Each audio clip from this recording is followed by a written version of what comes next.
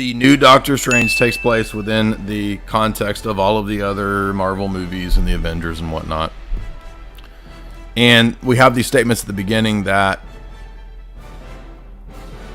Doctor Strange appears to have figured out that there's some relationship between dreams and the multiverse. So when you're dreaming, it's not a dream, it's not something from your subconscious or whatever. It's actually a window into the you in another universe that's having the experiences as you. He comes up with this idea of the they have this discussion about the grand calculus of the multiverse. So the multiverse is a thing that can somehow be explained. And there's this girl, America Chavez, who has a Skittles flag, if you notice that. And in every universe, we see her at the beginning on the run from some evil creature, and then Doctor Strange messes up and chooses the wrong thing, and she ends up dead. And she has the power, we find out, through the pentacle to open portals to other verses in the multiverse. Find out there's a demon who's after her. There's a demon that wants her power. So she can multiverse travel, and that's her superpower, right? And we find out that the team of the good guys, right, they're all upset. Uh-oh, what are we going to do? How are we going to save this chick, right? The chick, turns out, is raised by two moms, which is a big nod to anti-bigotry. Thankfully, there's no bigotry detected in the movie. And they decide that there's runes at work. Runes. Who's using runes? Because these Cthulhic, H.P. Lovecraft type entities are being brought into our dimension, our universe. And so somebody has the power to be doing this, that's doing it through some kind of, not sorcery, but witchcraft. So the rune, I don't know why wounds, the wounds. I can't say my R's. I don't know why the Scarlet Witch would be, runes would be witchcraft. But next they start throwing in the element of spirituality and disassociation, because Doctor Strange says, well, I guess we need to go talk to the Scarlet Witch because she must be somehow involved in this. She knows about witchcraft. So we'll ask her. She's our resident expert, the Elizabeth Olsen character. And I don't watch all this Marvel stuff, so I don't know the whole WandaVision story. But if you recall, I did do an analysis. I wrote an essay on the meaning of the character the Vision, because he's a Deus Ex Machina. He's a kind of demigod, God from within the machine, transhumanist character. He's modeled on bodily resurrection. He's a kind of a Christ figure, but he's like this apathetic, I don't care, like emo Christ figure, and he's more or less worthless. He just kind of like floats off to go pout on another planet or something. But he is actually about transhumanism, if you remember the Avengers Age of Ultron story. And I think he had some romantic fling with the Scarlet Witch. I don't know, right? But the point is that her character is involved in some kind of dissociation. So she's a witch who has a dissociation between the universe where she has her two children, her two boys. Shout out to my single moms out there, my single witch mom. And the universe where she's the Scarlet Witch and doesn't have kids or whatever. So the most interesting thing about her character isn't the witchcraft, but it's rather that she is a character who dissociates. And later on, we get clues that, oh no, you see, dissociation is also multiverse theory, because the alter personalities, and they even mention in the film alternate personalities. Alternate personalities aren't a horrible thing that you need to be healed from or whatever because of your trauma. No. Alternate personalities are just the you in another dimension that you need to pull that power from, because there's a dimension where you are Kobe Bryant and you're the best basketball player in the world. Oh, you see, well, if you can do magic, you can pull that power from that dimension to this dimension, and you become a self-savior. So the weird part about this movie is that it's about self-salvation, because, spoiler alert, Scarlet Witch saves herself by herself from another dimension. again, which wouldn't be you, but still. Now, this all occurs. So, in other words, the esoteric world, the esoteric occult arts, disassociation, multiple personalities, and by the way, demons play a big role in this, because eventually Doctor Strange has to do black magic to save everybody. He has to raise the dead and inhabit zombie Doctor Strange. No joke.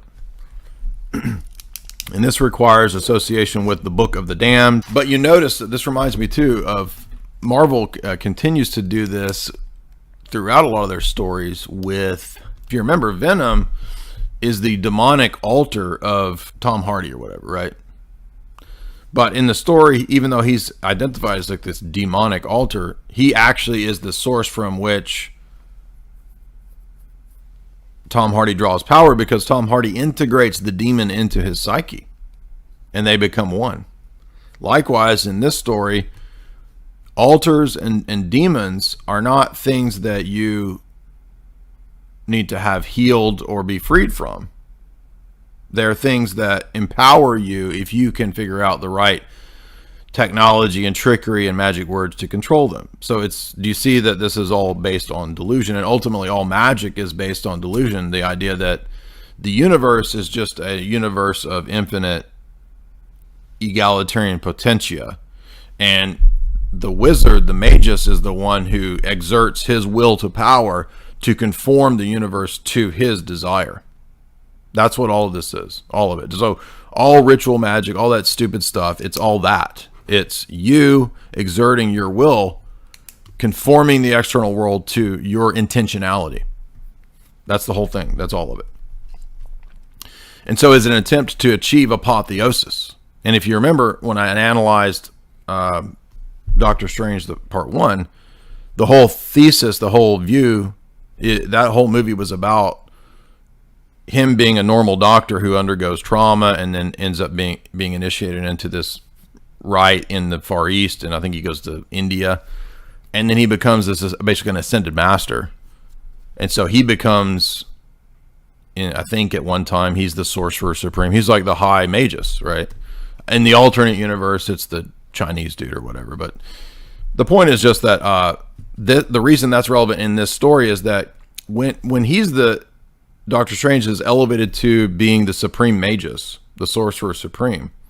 Did you notice what he does?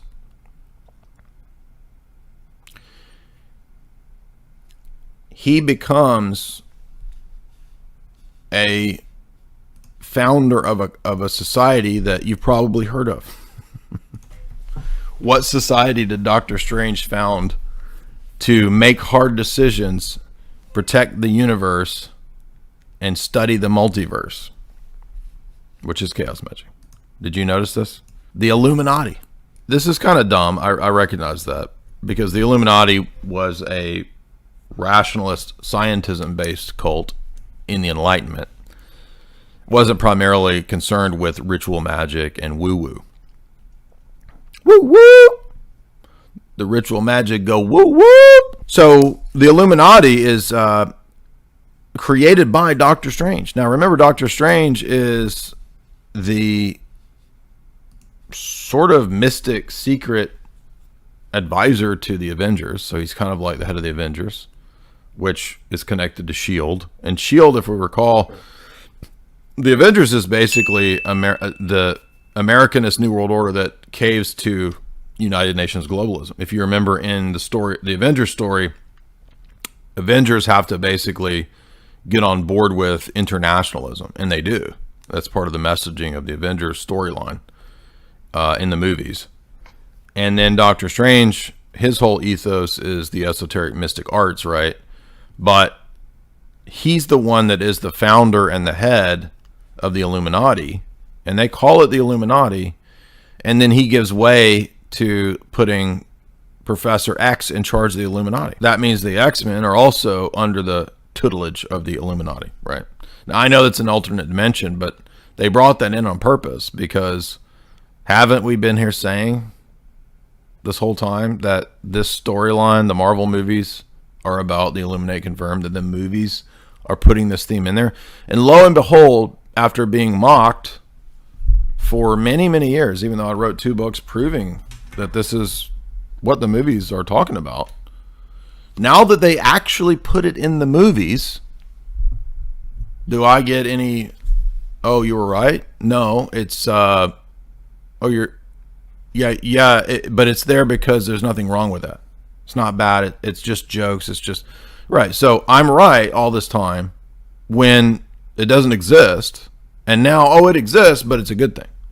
So, I mean, again, I just have to like take a little moment to humble brag here that I wrote 2 books where I talked about movies being about the illuminate, confirm, for lack of better wording. You can substitute whatever power structure cult you want. Everybody thought my books are crazy. My essays, I've been writing about this. The books are my essays that I wrote for the last 15 years, right? And how many, many, many thousands of people have called me crazy for all these years. And lo and behold, what does the movie do but put Doctor Strange as the head and the creator of the Illuminati in the movie? Did you notice that when Professor X, by the way, this proves my dissociation trauma theory with Scarlet Witch. So he can see into her mind, and when she's possessed by Scarlet Witch, her real personality is trapped in a basement. Did you notice that? And so Professor X tries to pull her out of the basement, but he can't do it in time. And the Scarlet Witch that possesses the body is supposed to be her in another dimension that's the traumatized her, you see. And then Doctor Strange decides the only way to stop Scarlet Witch is that I'm going to have to possess another body using the sorcery, the witchcraft that she's using. And I'm going to have to possess, turns out, my own dead body from another multiverse. So zombie Doctor Strange has to do sorcery to control demons that empower him to beat the Scarlet Witch. But he doesn't ultimately do it. It ends up being America Chavez who discovers her secret inner power to control the dimensional portals that she can't control. And this is Marvel always, all the superhero story. Oh, you can't control I can't control my power. Oh, you have to learn to control your power, right? It's like the same plot. Oh, they always do the same plot. What is the worldview that's being conveyed in the movie? Well, as we said, it's ultimately chaos magic. Ritual magic will give you the power to control and pull from the you in the other dimensions that then allows you to enforce your will upon this dimension. That's what the whole thing is. And ultimately, all of the superheroes are that. That's the whole ethos of the superheroes, right? And it's to teach you that all forms of existence are equal. Whatever your preference is, it's all equal. And that is straight from Crowley. Did you know Crowley said that the goal of his philosophy and worldview is the equalization of all actions? Everything is equal. So what is that? How does that work? Well, it's good or bad relative to the magician. So the most powerful magician is the one who convinces most people to follow him and submit to him as he determines what is good or bad. So it's not just relativism, it's relativism like mixed with Nietzscheanism. And then the Ubermensch magician, he's the one that's able to enforce his will. And it doesn't matter how he does it. If he does it through trickery, deceit, whatever, right? If you trick most people into following you, and then you can basically make them your cult people, you determine good and evil. They will follow you. That's what the magus is. That's why the people that graduate from that goofy cult, it's just a graduate program in creating your own cult and your own religion. That's all it is. That's why everybody who graduates from Crowley's thing goes on to start their own cults. And that's why it's also very useful to intelligence agencies and the study of mind control and psyops. That's why Michael Aquino wrote a book on using black magic in psyops. The colonel who wrote the psychological warfare doctrine for the Army, who was also a founder of a satanic sect, Temple of Set. So why would it be strange that these movies are full of these themes when the people that write the psychological warfare doctrine for the U.S. Army are super hardcore committed high-level Satanists?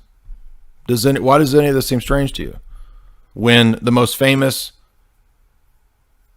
graphic novel writers like Alan Moore are avowed open Crowleyians. I think it is interesting that the Scarlet Witch is Slavic. Yeah, I just actually noticed that today, that like Black Widow, her character was like a Russian, right? I don't remember the name. And then she seeks to destroy America on the sacrificial altar. Yes, that's a good point. I forgot to go into. So the girl who's the main character's power is the opening the dimensional portals, and they keep referencing her in a weird way, like in a double sense, because they'll say things like America will die, or they've got America, right? And then it's like America's on the altar and the witch is going to sacrifice it, right? I think that's a great point. But I didn't want to go too schizo-y with reading into double senses of the words, but there's probably something to that, right?